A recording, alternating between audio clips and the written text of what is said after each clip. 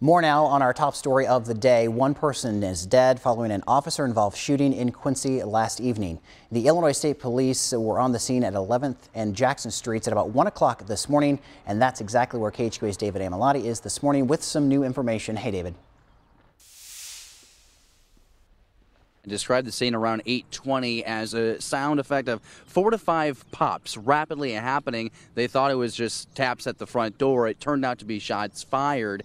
Now, I spoke with Quincy Police Chief Rob Copley and as well as Assistant Police Chief Doug Vandermaiden, and they talk about how their officers have training specifically to handle situations like this. An officer-involved shooting that happened last night here at 11th and Jackson. Actually behind me, the body of the man who is now deceased was at about 40 yards away from it. That's no emergency route.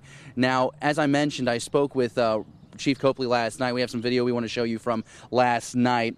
He tells me that Quincy Police, an officer, encountered a suspicious subject last night at 8:30, and that's when police say the subject reached for an item that seemed to be a pistol. That's why an officer then fired shots at the subject. As I mentioned, that man is now deceased, and I spoke with Assistant Chief Vandermaiden, and he says that there's emotions that challenge officers when dealing with an officer-involved shooting, and so we asked him about the officer's perspective. We're very concerned for the officer himself. We're basically here to support him.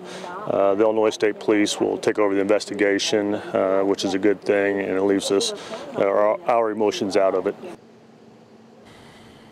Now, the officer involved in the shooting was taken to Blessing Hospital. That was out of precautionary protocol that the department has. He has since been released. I confirmed that about an hour ago, but Quincy Police could not confirm the time in which he left the hospital. Vandermaiden tells me that he will be on administrative leave, which is also standard protocol. Now, the Adams County Attorney's Office was on scene. They had a representative here overnight until at least 3:30 in the morning. I'm told that a statement will be released later this afternoon, possibly still this morning. So be sure you follow me on KHQA on Facebook, on Twitter, as well as KHQA.com for updates there. Live in Quincy, David Amilati, KHQA.